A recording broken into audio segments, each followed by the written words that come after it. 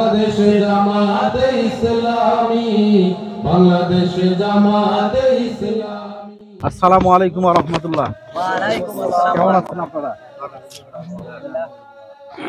ভালো আছেন? আমরা বাংলাদেশ জামাত ইসলামের পক্ষ থেকে আসছি। আমাদের বাংলাদেশ জামাত ইসলামের কেন্দ্র ঘোষিত 11 তারিখ অর্থাৎ আজকে থেকে 25 তারিখ পর্যন্ত গণসংযোগ পক্ষ পালন চলছে।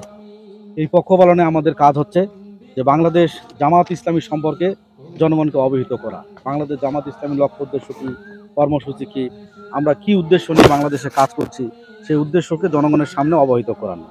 আপনারা জানেন যে বাংলাদেশ জামাত ইসলামী একটি সংগঠন, যেই সংগঠনটি লক্ষ্য এবং উদ্দেশ্য হচ্ছে আল্লাহর এই জমিনে আল্লাহর দ্বীন প্রতিষ্ঠার মাধ্যমে আল্লাহ তাআলার সন্তুষ্টি অর্জন করা। ভাই, আমি একটা প্রশ্ন করতে চাই। আমার প্রশ্নটা হচ্ছে, আপনারা তো ইসলামী দল করেন, তা আপনাদের ক্ষমতার এত লোভ কেন? বা আপনারা এত কিছু দেখাচ্ছেন, আপনারা জান্নাতের টিকিট দিয়ে দিচ্ছেন। আচ্ছা, মানে এই যে ক্ষমতা হচ্ছে দুই প্রকার। একটা হচ্ছে যে ক্ষমতার সঠিক ব্যবহার, আর একটা হচ্ছে ক্ষমতার অপব্যবহার। বাংলাদেশে কিন্তু সবসময় আমরা দেখছি যে যারা ক্ষমতায় গেছে তারা ক্ষমতার অপব্যবহার করে জনগণের অর্থ সম্পদ লুটপাট করেছে। বিগত সময়ে আমরা দেখেছি যে একজন বিদেশে 5টা 7টা 10টা বাড়ি করেছে, বিদেশে বেগমপাড়া তৈরি করেছে, দেশের অ্যাকাউন্টে টাকা, তাদের টাকা রাখার আর সক্ষমতা নাই, পরে তারা বাইরের ব্যাংকে বিদেশে গিয়ে তারা অ্যাকাউন্ট তৈরি করে সেখানে তারা অর্থ সম্পদ রেখেছে। তাহলে এটা কি ক্ষমতার সঠিক ব্যবহার নাকি ক্ষমতার অপব্যবহার? এটা হচ্ছে ক্ষমতার অপব্যবহার। কেন?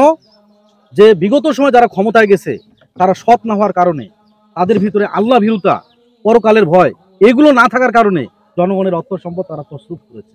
বাংলাদেশ জামাত ইসলামী ক্ষমতার অপব্যবহার করার জন্য নয়, বরং জনগণের ক্ষমতা জনগণের কাছে ফিরিয়ে দেওয়ার জন্য, জনগণের অর্থ সম্পদ, জনগণের হক, জনগণের নিকট ক্ষমতা, জনগণের হক দেওয়ার ক্ষমতায় যেতে চায়। দেখেন, আমাদের দুইজন মন্ত্রী ছিল, সাবেক মন্ত্রী মাওলানা মতিউর রহমান নিজামী এবং আলী হাসান মোহাম্মদ মুজাহিদ। তারা মন্ত্রী ছিল, কিন্তু তাদের আমলে দুর্নীতি তারা করে নাই, দুর্নীতিমুক্ত ছিল।